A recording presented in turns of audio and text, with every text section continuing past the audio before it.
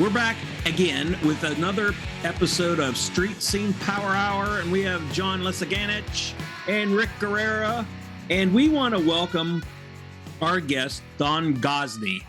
I got it right? You got it? Did it? Yeah. That is the last time I will ever get it right. So he screws up everybody's name, Don. You got an easy name, luckily. Yeah. So. Yeah. Well, the easy names I screw up the worst. But Don is he's got we're going to talk about glass, and something you rarely think about until you break it or you have a chip in it. There's a lot to know about glass. And, yeah, you know that. There's a lot of questions.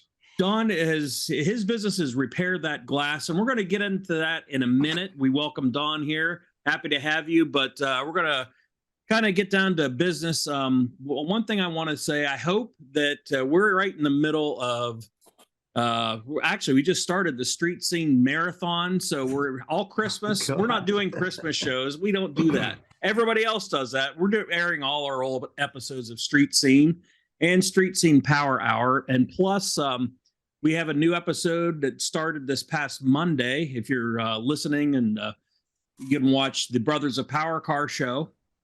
That was a tough one. It rained like crazy. Yeah, the weather was questionable, so they didn't have a lot of cars to show. But the ones they had out there were really cool. Really nice. Yeah. Yes. So right now, probably tomorrow, I'm going to finish up the Street Scene Car and Custom Bike Show that was held in July. I'm just finishing that up. Got that edited, so that will premiere on Monday, December. What is it? December 11th, I think. Is it December 11th on Monday? Anyway, look for that episode premiering on YouTube on Armstrong Channel 100 and all. Yeah, we had a perfect day for that show. You know that it was packed. It was packed. It was absolutely beautiful. How many cars, Rick? Greg, we had around 350 registered. So yeah, a lot of people snuck in too. Yeah, so yeah, we only say registered because they'll come flying in right after registration's over. So that was our best show yet. We did donate to Veterans Outreach about $5,200 out of that show, which was a record for us. So they were thrilled. That's just a lot of money. time. Yeah, it is. That's a lot of money. And we donated it just in time, right before Thanksgiving. So they got a nice break. They're going to feed the veterans and get them some clothes that people that need help. We were happy to help them, and we're going to welcome them back next year. And I also wanted you've got to mark your calendars down. July 21st, 2024 will be the 12th annual Street Scene Car and Custom Bike Show. We're gonna do it again, and we got a little surprise for you. I'm not gonna announce it yet, but we have somebody brand new coming to the show, and it's gonna change up a little bit. So Rick doesn't know, John doesn't know. I'm the only one that knows, and I will announce it. Look for an announcement on our Facebook page, Armstrong Street Scene. So check that out. And it was nice having you, Rick. Yes. How do you get rid of me? How did you guess, John? We're going to get rid of Rick finally. Yeah. I'm basically not in the show anyway when Krista's there. Everybody's looking at Krista anyway. Yeah, well, that's we wanted real talent there, so we got Krista. So there goes your bottle of rum for Christmas, buddy. Hey, I was just kidding. Anyway, all right, we're going to start off with John. What you got going on here? I reached out to a couple potential guests. Still waiting for some response. I'd like to line up some people. We spoke. Hey, before I go any further, you said we didn't do a Christmas show, but if those of the viewers that watch us on Armstrong Channel 100 or the YouTube channel, the last episode we did it in the studios, and Rick, and I can't believe I agreed to this, but Rick brought in a set of Santa Claus hats and glasses, which we all had to wear during that show. I got them here too, but they're superimposed. Yeah. I don't know how I didn't argue. We all wore those. And I want to make a comment since I have the floor right now. Now, Okay. for those of you that watch this, and again on Channel 100, Armstrong Channel 100, or the YouTube channel, excuse me, these shows are live. We don't rehearse these shows. We don't cut take one, take two, take three. These are live. So with that said, I'm watching the last episode show, and I watch it to critique the show, the subject matter, and see if we're covering the right subjects and how we can improve. And I was critiquing Rick. I was critiquing myself, and I want to apologize to all the people that view us. I had no idea I was a thumb twiddler. I'm sitting there and I'm watching and I'm twiddling my thumbs. Now, some of the younger people don't even know what the heck I'm talking about. So again, the shows are live. They're not rehearsed. Things we say are spontaneous, but it was a great show, and I watched that show. John, don't worry about that. Greg once in a while start picking his nose on the air too. So well, I isn't that normal? That's acceptable. Yeah. I have notes. I have notes posted all over now. Don't swivel in your chair. Don't on your nose and all. But anyway, what I've been doing is, as you guys know, I got the Super Beetle. I picked up a '73 Super Beetle. Shoehorned that in the back garage. Going through, gonna do some minor stuff. Change some hoses, change the filters, just nothing major. Just get it ready for springtime. Then I'm running it down to Rich Sidoris, who's a guest of ours. Yep. Who's my VW tech. Have him go through it. Maybe do some valve adjustments since it's sitting there. So I have the Super Beetle back there. Good. Went down my son-in-law's garage, started up the Corvette just to keep it running, backed it up, drove it around the block a little bit. And I'm actually in search. So for those of you that watch this, if you want to drop us an email, and that email is what, Greg?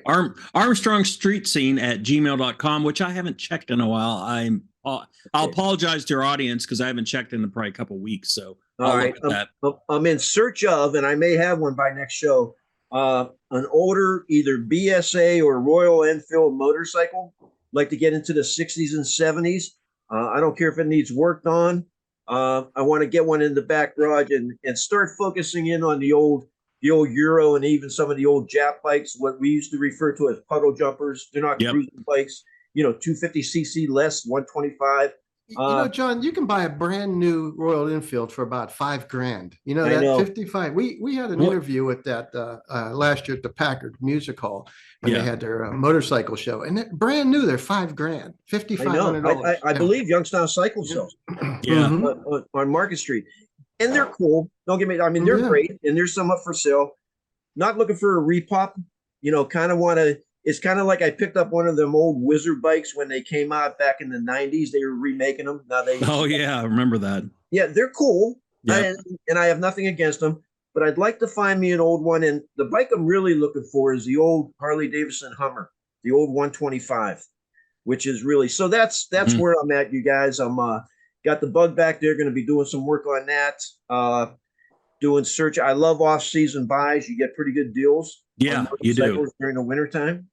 And that's where I'm at. Just enjoying the season. Hate that it gets dark at 5 o'clock.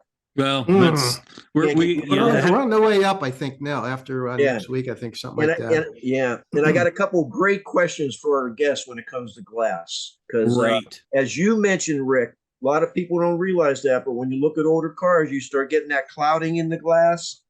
I'm going to hold back and I'll bring up people. I thought that was just my eyes. Cataracts. Rick, you know what, Rick, you've had some progress on your Firebird. Yeah, not much. No, well, I don't think last time you had did you have the door panels in or anything? Oh yeah, I got the door panels all in now. The interior's all done. I just got to rip the dash apart a little bit, fancy it up, clean it up a little bit. Okay. Now I'm working on the trunk. I got everything out of the trunk, and I'm trying to buy some spatter paint. I thought which would be pretty easy to find. Nobody's got it around here, so I got to order it online. Really? I think I might have a can in my. I need more than that. I want to redo the whole trunk. It's not bad, but I just want to freshen it up. Tips doesn't have it?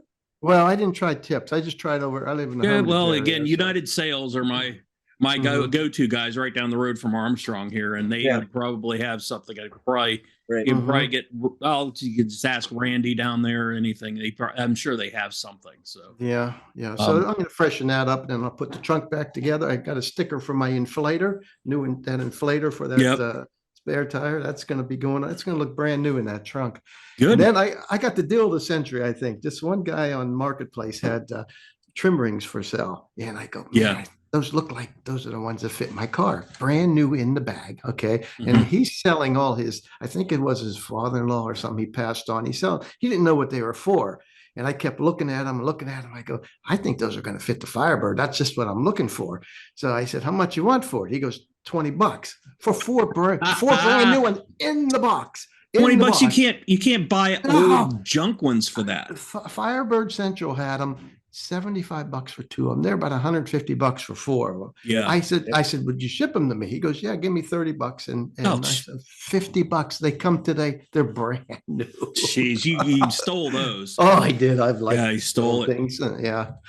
I was so happy about that. Put them on. They fit perfect. Everything's good there. Good. Yeah, Carl will be looking brand new by the time you get it to the next show. So spring, you're going to head that one out. And I've been, I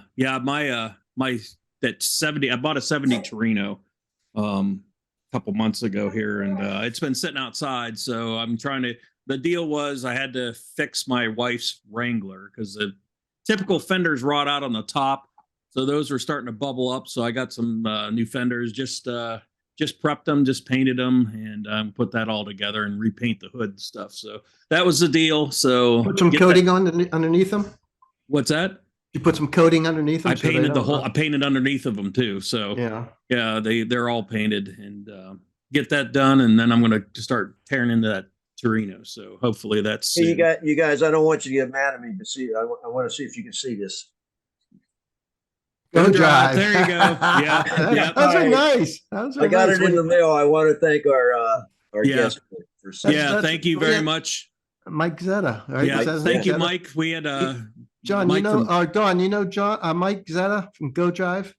I've heard of that name before. Well, he's got those magazines out everywhere selling cars, and we had him on last show. I think I've heard that name before. Mm-hmm. Yeah, we want to thank him for the sweatshirts because that's kind of we don't get much here, so that was nice.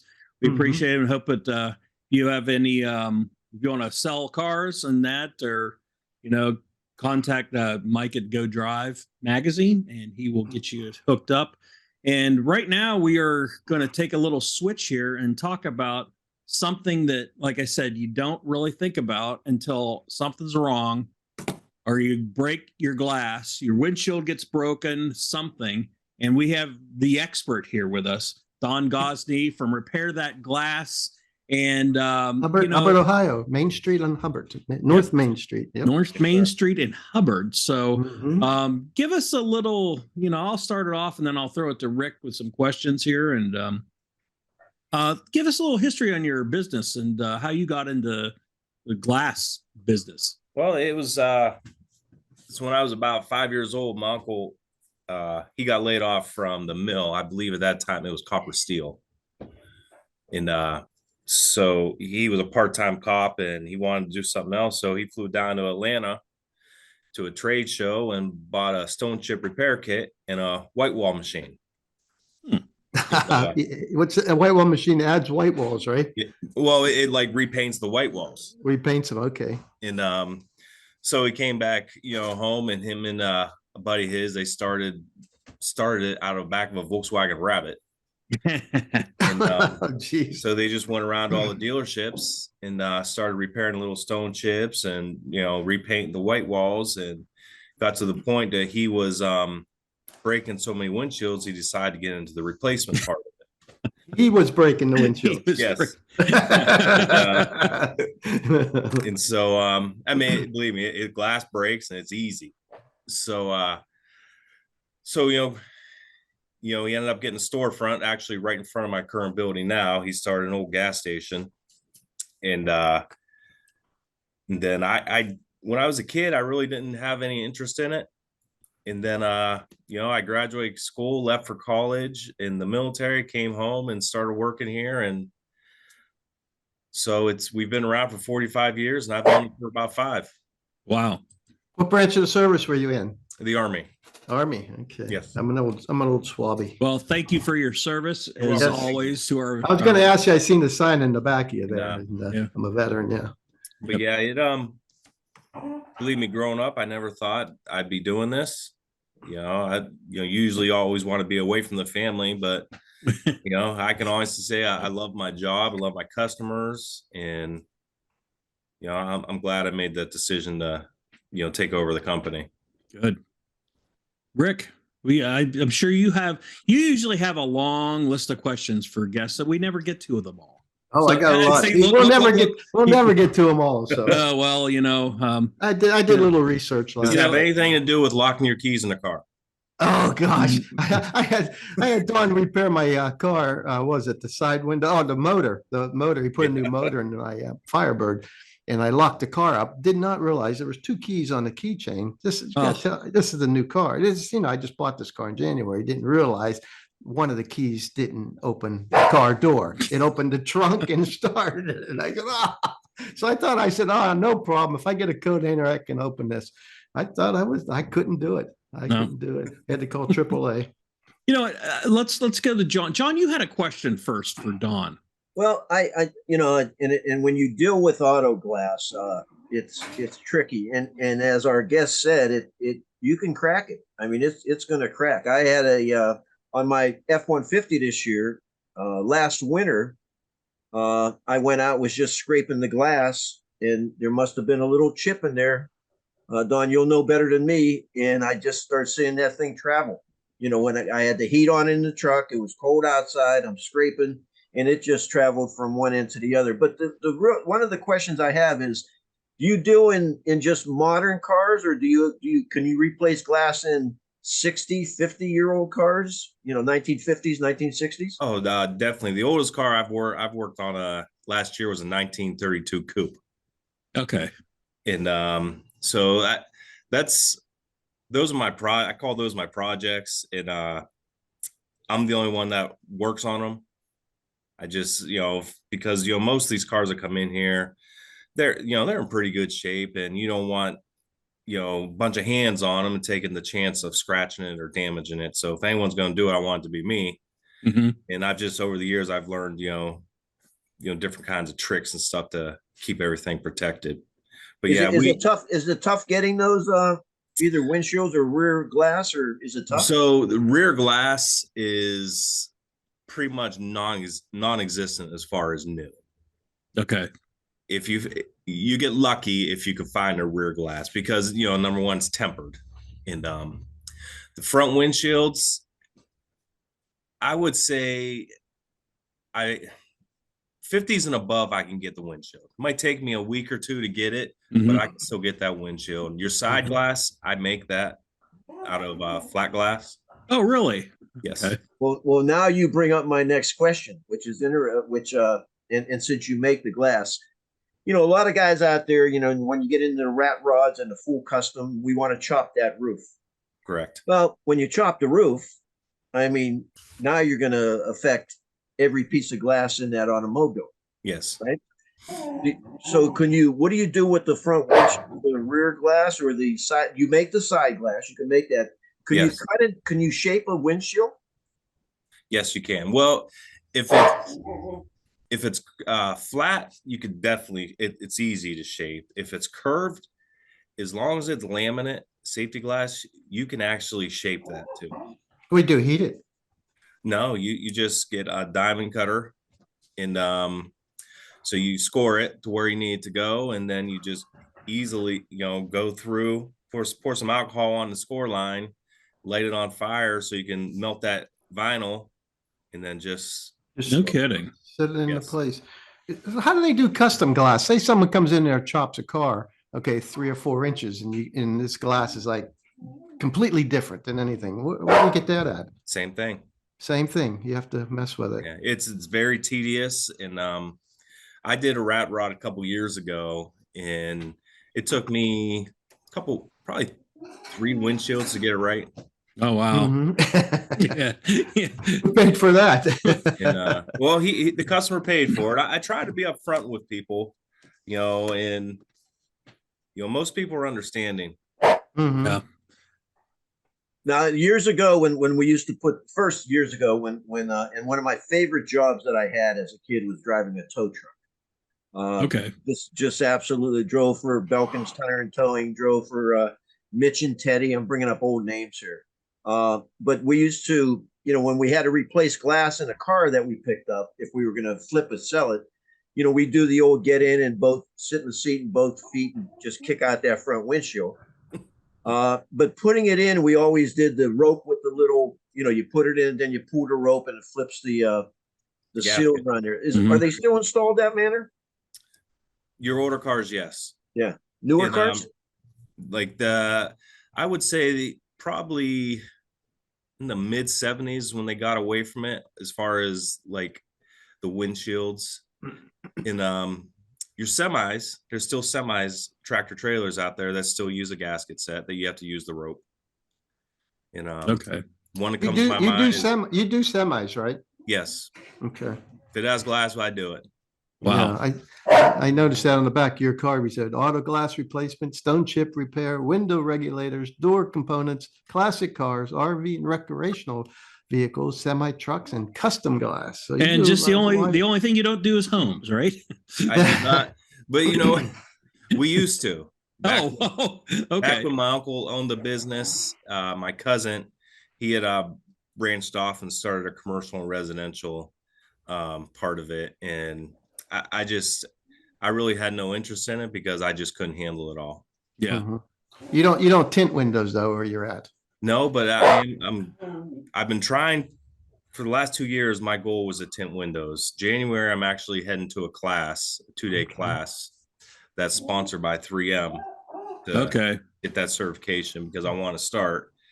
And everyone's like, go on YouTube. You can learn everything. I'm like, you're right. You can learn anything on YouTube, but I'm a hands-on person. Yeah.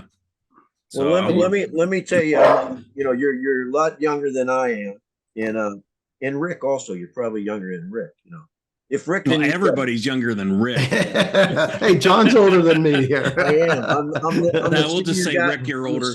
Senior guy here. But as a kid, I was the guy that everybody came to get their windows tinted, and believe it or not, back then we tinted them with a spray can. I was going to say, did you spray them back then? Yeah. It was you would use spray tint, and you know how when you spray with rattle can now, your biggest fear is for it to run. Yeah. When we're tinting windows, it's the opposite. You would have that so close you would want it to run, and if you were real good at it and your movement, it would just drip down perfectly. But it was an art. It was a lot of fun. Today is the film, right? Yeah. That film, I've done quite a few cars, and man, I just struggle. Hey, Don, if you want to practice, you could practice on my car. I want to get my Firebird tinted a little bit. I don't want much of a tint, like a factory tint on it. The film has come so far in the last 5 to 10 years, and it's crazy.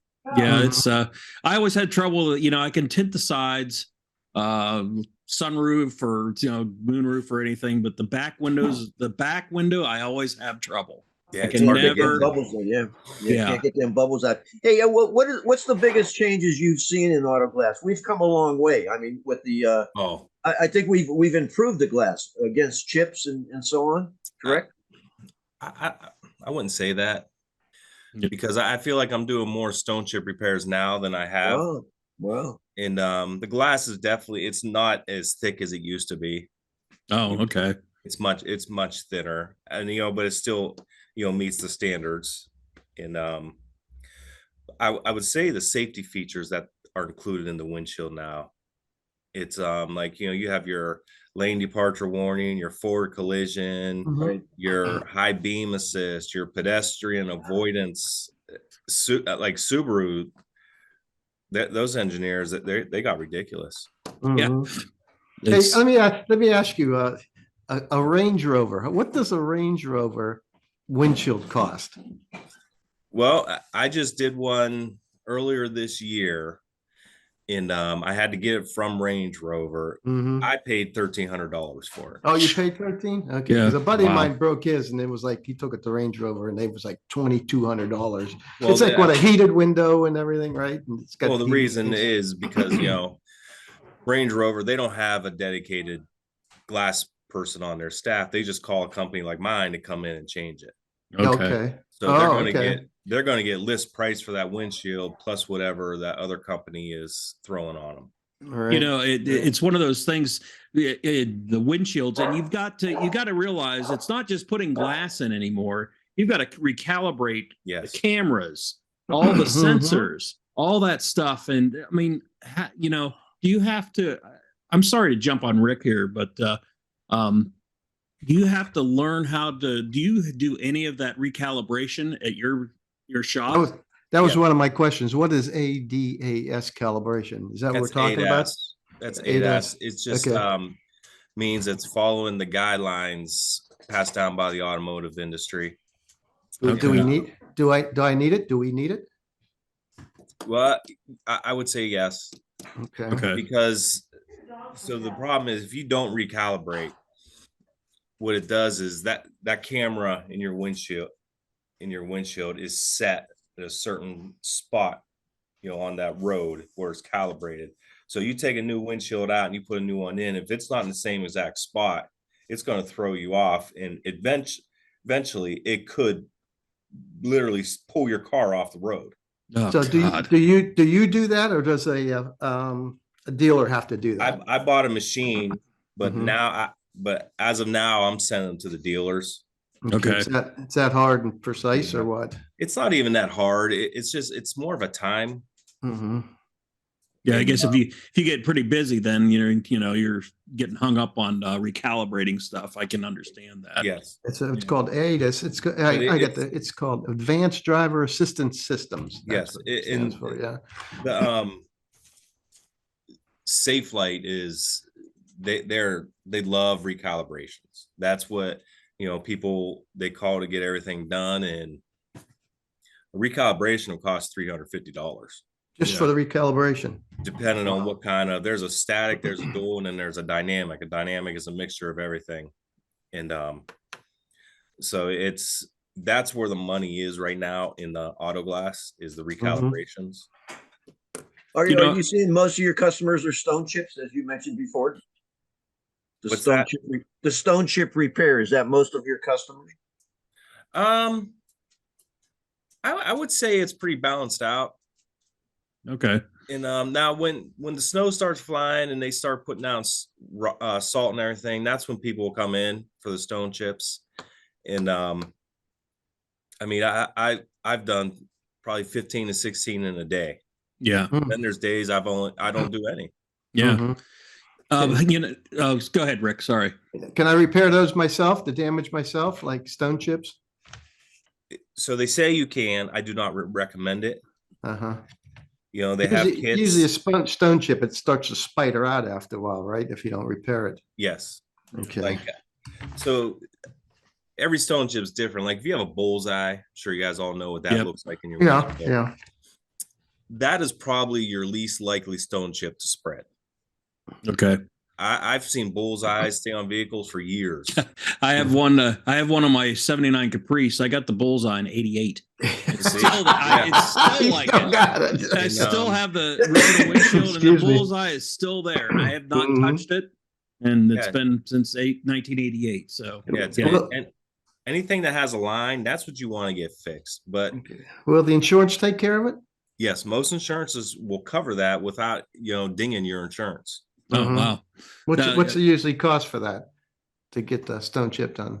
So I charge $50. Okay. Oh, that's nothing. No, that's nothing at all. Oh, that's great. I wouldn't even turn that into insurance. There's a company across the state line here that charges $120. Oh my God! Yeah, that's what I was going to say. $50. I mean, if you got a stone chip, you got to go see Don here up in Hubbard, because I'm blown away at $50 because. Well, maybe I'm going to stop by here because I've got one car that's got a big stone chip in it. The key is, I tell everyone, like when I replace a windshield, I tell the customers, your first stone chip's on me. It's just like a courtesy thing. Like I'll take care. If you get stone chip, I'll cover the first one. Wow. And, can you see where you repaired it when you're done? Yes. for most of them. See, a lot of people that they have that misconception that a stone chip gets rid of it completely. No, it's not a cosmetic fix; it's a preventative. Yeah, you're just filling it in basically, right? So it won't crack. It's the same method as a dentist. Yeah. Okay. And, so I tell people, if you get a stone chip, the first thing you want to do is put some like Scotch tape or clear packing tape over it to keep any water from getting in it. Oh, never heard of that before. Because if you have that water in there, then I go to inject resin, which is putting like about 40 psi pressure into that thing. That can make that windshield just run. I know some of the resin. I've repaired a few stone chips before, and I'd rather take it to a glass guy because it's a pain. But I know a lot of those say you have to let it sit out in the sun or have a lot of heat on it. Is that true for your method?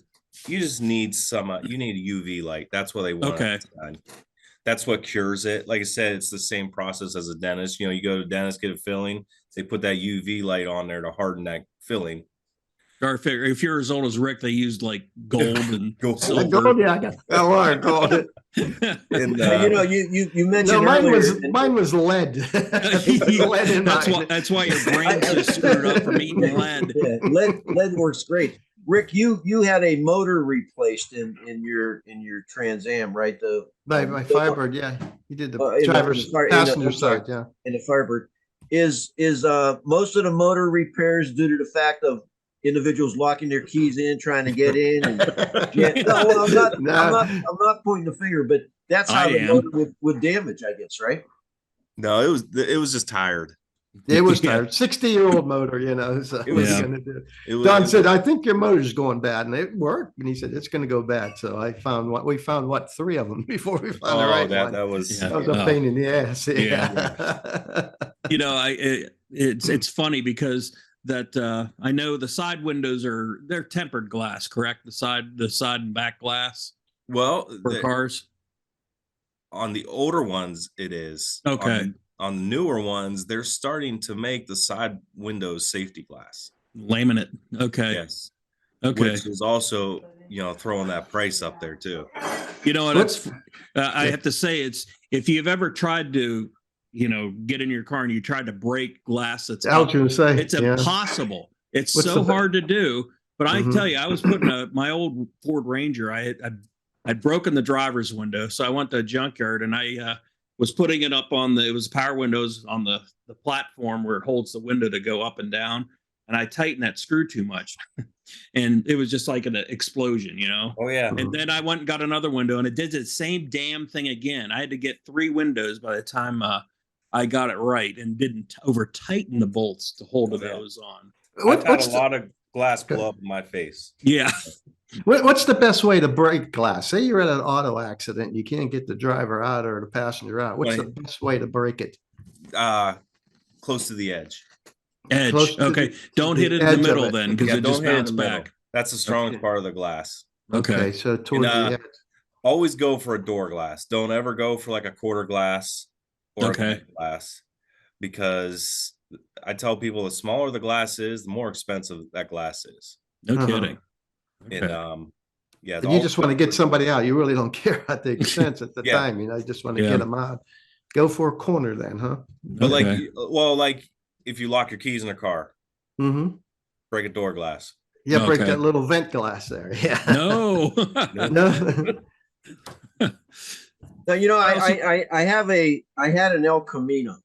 I forgot what year, and we ended up scrapping it. We blew up the engine and so on. But before I scrapped it, I took off some parts. As Greg and I were talking earlier, I don't know why I keep all these parts, but I keep. You're a hoarder, John. You're a hoarder. I think you look at something and I think, boy, that has value. Somebody wants that. But anyway, so here's the back windows on the back windows on the El Caminos. They're curved. Yes. Expensive. If you can find it, it's going to be yes. Okay. So that one I have in my back garage I'm looking at retirement. I wouldn't go that far. No, yeah. maybe like a couple hour retirement. Yeah. I don't know where how about a trip to the casino? That'll work. Or how about a trip to that smoke shop down there in Hubbard? Cigarro, that's a good place. I'm telling you, I'll meet you down there. I'll buy you a good cigar. That's a good place. I know it is. I was there last weekend. Where's that at? Cool. Excellent. It's right up the street by the Eagle Grill and Tavern. Oh yeah. I go to. You know, Actually, there's a winery right next to it, Woodland Cellars. Okay. Well, while we're here, let's get your address and contact information for people that want to get. They've got their glass repaired. They want to get installed. Anything like that, especially for the classic cars. You do all that too. Where are you located at? I'm in Hubbard. The address is 770 North Main Street. I sit right by the railroad tracks. Okay. Most people know Hubbard remember the old Tony's Sandwich Shop. Yes. Mm-hmm. Oh yeah, that was there for a long time. I sit right behind it. Tony's is in my parking lot. Okay. You know, it's out there out of business now. But, you were probably sad when they left, huh? Oh, it was. I was. All right, I'm still sad. Yeah, we have to bring this up, and no names if you don't want to. Uh-oh. Who owns all those old cars in Hubbard? Right. Oh yeah, that one place, that repair shop there. I mean, there's tons. I love driving by there and see what. Oh yeah, he's always got about something. a high-tech automotive. Yeah, that restoration place. Yeah. And, is that what it is? Well, he does whatever he can to make money. Yeah. Okay. And he's been doing it ever since I was a kid. Yeah. I know Hubbard doesn't like him there. Well, I've heard them complaining that I'll have the old wrecks and you got to get rid of the old cars and they're old, Greg. Yeah, there's some older cars out there. Yeah. Oh yeah. And he just keeps buying them. Mm-hmm. Actually, those are all his cars. They're all his. Oh, I thought those were customer cars. He actually called me. You just actually reminded me. He called me last week and left a voicemail. He needed a windshield for something in the 40s. So we better write that down. Yeah. And but I don't know. He has, I believe he has a couple kids. They have no interest in it. So I don't know what's going to happen with it eventually, but okay. Some of those are pretty nice cars, you know. Oh, yeah. I'll tell you what's going to happen is Rick's going to go down there, take a picture, and that's going to be one of his backdrops. Why don't you do that, Rick? It could be, yeah. It's probably copyrighted or something. You know, Hubbard is a great place for old cars. You know that there's a lot of old car enthusiasts there. Well, they're dying off now. My one good friend died off, Fred Ross, lately, but he was into it. There's a lot of them. Well, and then there was that old junkyard there too. It had nothing but old cars in it. Schulte's junkyard. I used to go out there and get parts for my cars. Mm-hmm. I loved Schulte's. Now, so let you know. With some of the newer cars are being smaller, the Japanese cars and so on. The older cars had the huge windshields and the huge back windshields. A little bit easier, a little bit. I mean, compared, you get a '56 Buick come in versus a Kia. I would say the newer stuff's easier than the harder. Okay. Because you have more room to work with. You get your older cars. You take that door pad off. You have like a little 4x4 hole here and then a 2x2 hole here. So you're working blind. Yeah. Take a door pad off of a newer vehicle now, like a newer Kia, it's wide open. Mm-hmm. Interesting. You brought up a point. A lot of the new glass is thinner than the older glass.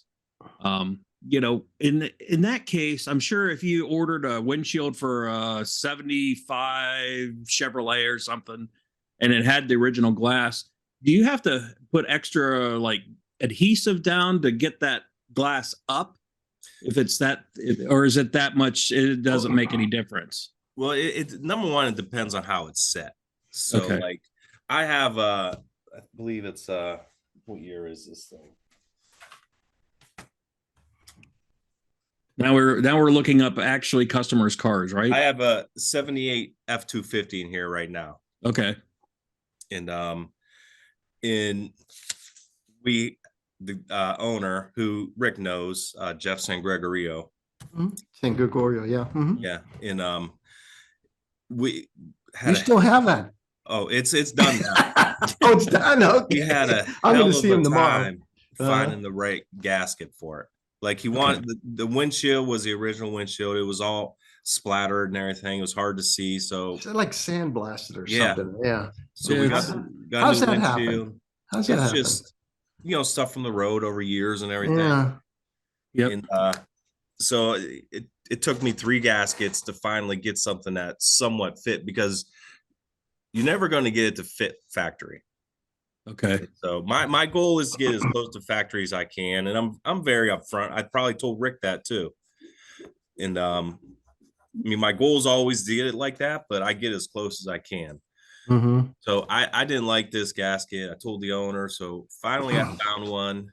And so what I do is, I put the gasket in, and I'll backfill it with the sealant. Like Sika makes a product called Sika Low Master. It's a kind of like a liquid butyl, but it's not really liquid.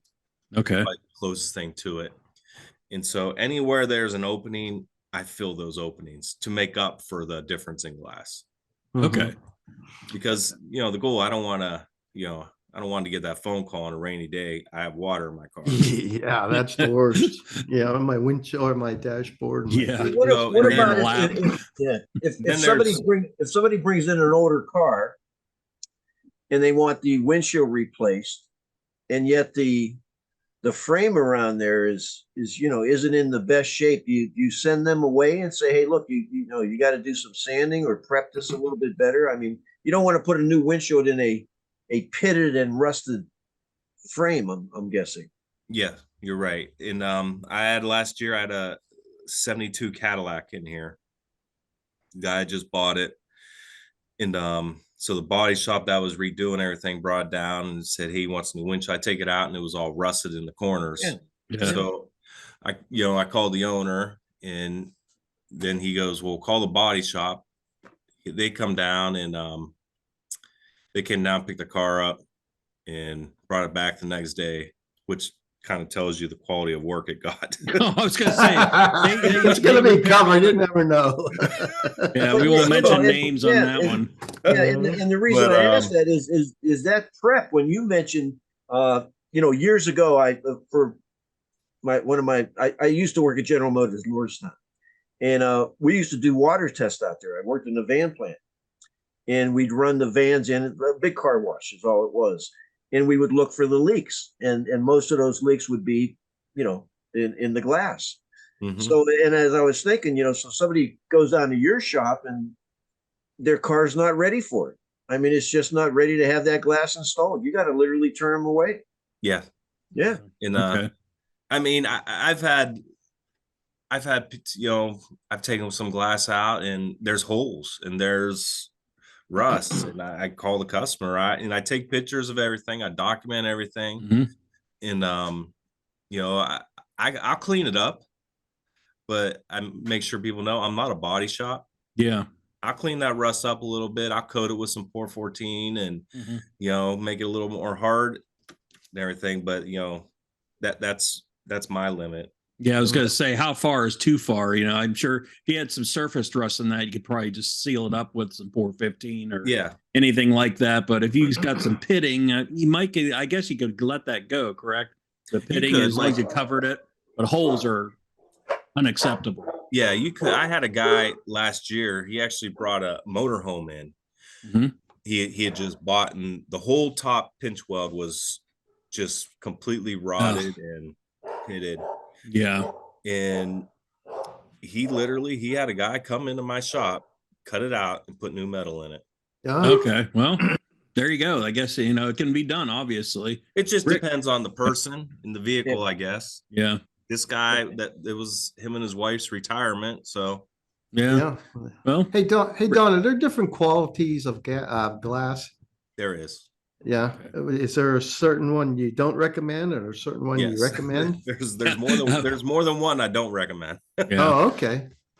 So what do you do? What do you recommend for the best quality you can find for glass? Well, OEM always. OEM. Original. I mean, if I could talk my customers putting OEM in all there, I would do it. So that's original equipment stuff there. Yeah. Yes. Okay. Yeah. And which most of my suppliers sell OEM glass. Okay. And but PPG, which is PGW, they still make a good product. Actually, Vitro, I believe, is making their glass now. Okay. Mhm. And Which ones you don't recommend? uh, so there's a company called ALG. It's called Autolite Glass. I'm not a big fan of it. It just, Okay. I Is don't get the. Is it cheaper? It's really not even cheaper. It's Oh, like the okay. same price, but I don't like the fitment of it. Okay. Uh-huh. It just, and then FY, that's a really good glass. It's actually made here in Ohio. Okay. And you bring up a good point though, and as the expert, you recommend what glass you like and you don't. Now, all the glass has to meet the safety requirements, right? correct. So I guess what we're asking here is, and you're installing it, so you know the reason why. Is it the shape of it or the form of it? I mean, ignore the safety end of it. It's all going to be safety glass. It would be so. I'm all about the way it looks too. I want it to look good. I don't want it to look tight around edges. Okay. I want there to be somewhat of a gap. Like my rule of thumb is, when I set a glass, is to always leave an 1/8 inch around that whole glass so you can put a blade in between there to cut it out. Okay. So without damaging paint and stuff. And but some of some of this glass, this ALG brand is from Turkey. And Okay.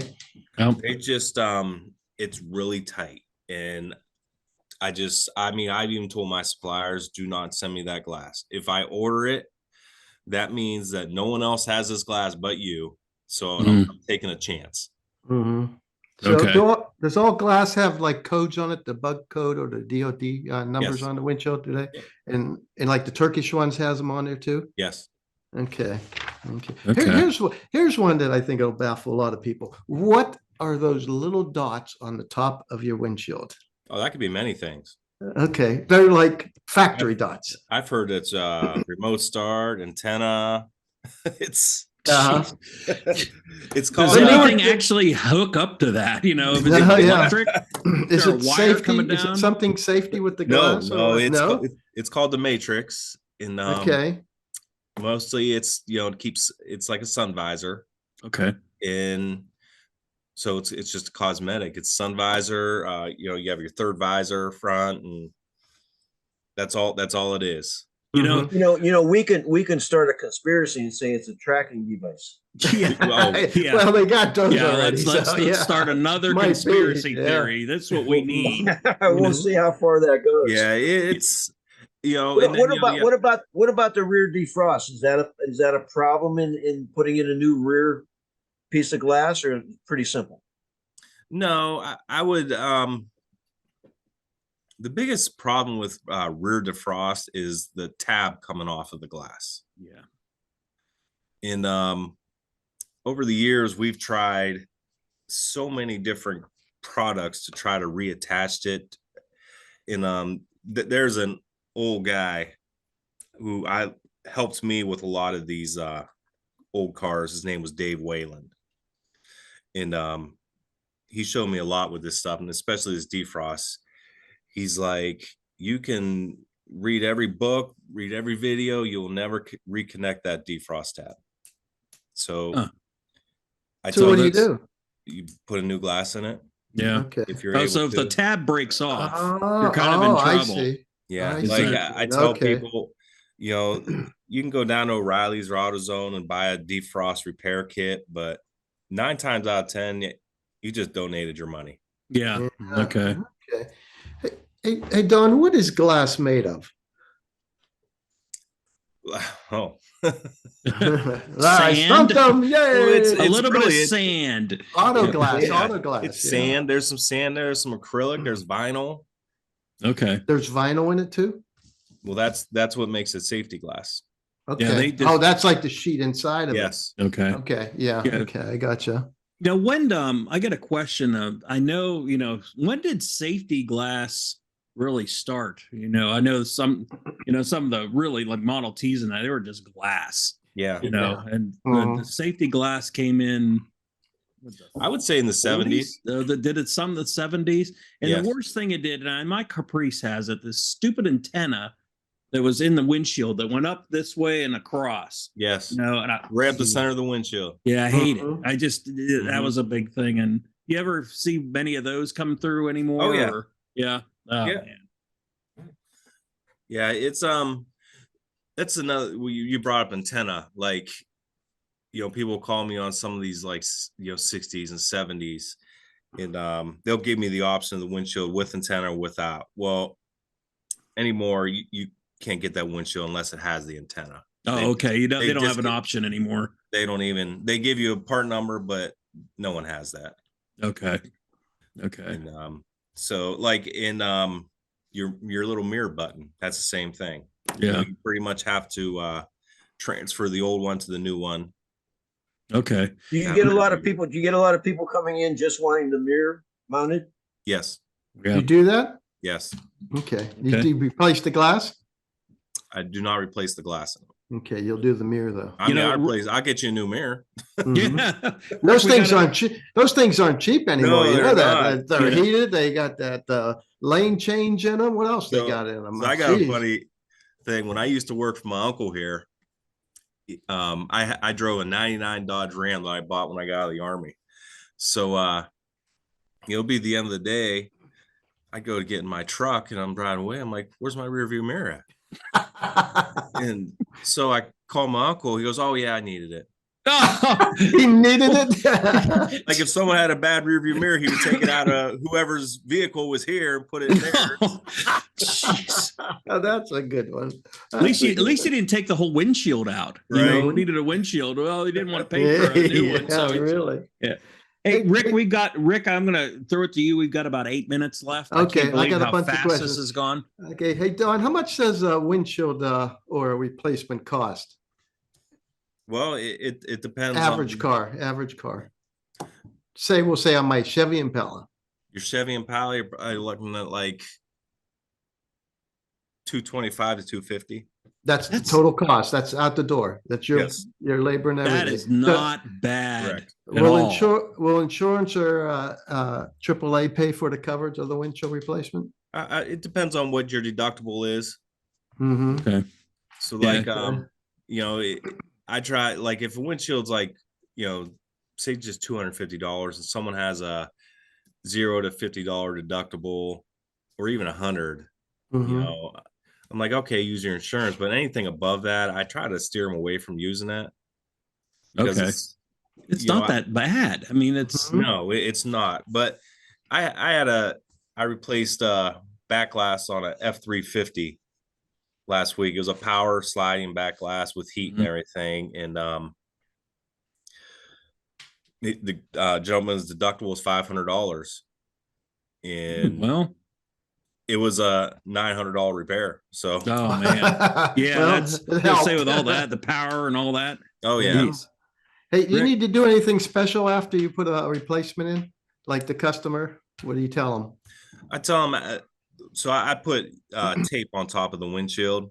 There's going to be 2 pieces of tape on each side, and all that tape is doing is just keeping the glass from sliding down until that glue starts curing. The glue or the urethane that I use, it's cured within 60 minutes. Okay. It's a Dow product, so but I just take that extra precaution, and then I tell them don't wash it for 3 or 4 days. Okay. Because the pressure can interrupt that bead of urethane. All right. Okay. Hey, what kind of warranty comes with your windshields? Oh, good one. Taillight. What's that? Taillight? Taillight. Taillight? What's taillight? You guys have never heard that yourself? No, I'm sorry. You put taillights in also? As long as when I can't see your taillights anymore, that warranty's gone. That's good. That's an old saying, the taillight warranty. I mean, I knew exactly. Don, you mentioned that, and Rick asked a great question. What do you do after you get a new installation? And the concern is with the cure. Yes. But living where we live, if I get a new installation in August, it's fine. I get a new installation in December, with 20-degree weather out there, maybe some snow. Different time periods there for the cure? Yes. Oh, good question. Let me go back to this warranty first. I cover from like any stress cracks or any like water leaks or anything like that. Okay. And, Okay. So, and Does the company back it? Like, say, if something does happen with the windshield, like it's abnormal, you know? most of them do. Mhm. It really depends on which supplier I get it from. Okay. I mean, there's a couple that. I mean, for instance, I put a back glass in a Chevy Silverado last year, a power back glass, and the gears on the back glass that they provided me with didn't line up with the motor. Oh boy. So I called the supplier and they like, did you install it? I'm like, yeah. They're like, nothing we can do. I'm like, are you kidding? I'm like, who's going to check this before you install it? Yeah. So they wouldn't stand behind it. Of course. So I had to eat it. Oh man. We got about 4 minutes here, Rick. You got like one more, two more questions. I got a couple quick. I got to end with one good one. I think everybody will like, but not this one here. Is your shop certified? Yes. Okay, you're certified, and everybody else there. How about when you put a windshield in, and insurance takes care of it? Do your rates increase? No, because the insurance company tells me what they're paying me. Mm-hmm. So insurance. So Safe Flight is a third party owner of the insurance market. So if any one of us, we try to claim our windshield, all those the customer service people, they're trained to send everyone to Safe Flight. Okay. When I was sent, and by law, you can go wherever you want. Now they're going to do whatever they can. They're like, oh, well, what kind of warranty do they have? Are they certified? So we tried becoming like part of their network, and we got quantity, but we didn't make any money. I remember we did a job and we only profited like $21. Oh man, you can't run a business like that. That's Then you call and you ask them, and they didn't want to hear it. Yeah. So, let's go through these. Got one more question, Rick. Okay, one more. Okay, are you a mobile service? Yes or no? No. No. Okay. Here's one I think everybody would like and go, how the heck do you do this? What is the best way to clean glass? The best way to clean glass. Newspapers. Oh no, I read you don't use newspapers. I do. Scratch the glass or something. I found White Ball makes a great product. It's called the White Ball X80 towel. It's a red towel. It has little pockets in it. The wetter this towel gets, the stronger it gets.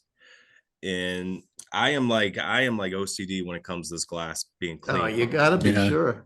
I detail cars and I try to do it the best I can. My guys, I think it looks good, but I suck at it. You get the right sun, and it's like, oh my god. Then I use spray away. What was the name of the cloth?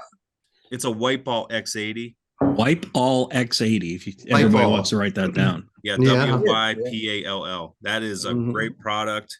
I use spray away glass cleaner, and then when I'm done, I go over it with a microfiber towel. Yeah, that's what I use all the time. I use like 3 microfiber towels on it. It's like other than the White Ball towel, then what type of spray? Any cleaner? It's called spray away. Spray away. That's foaming. This foaming spray. Yeah, that's it's a real popular one. Yeah. We're pretty much out of time. Don, give us your location if you want. I'm sure people have winter projects going on. You run it down to him and get your glass put in. If you got stone chips, get your glass. Especially with your classic cars. Yeah. Yeah, I know. Yeah. If you got stone chips, $50. You can't beat $50 to repair a stone chip. I mean, give us your address. Give us a way you can contact you. The address is 770 North Main Street in Hubbard, Ohio.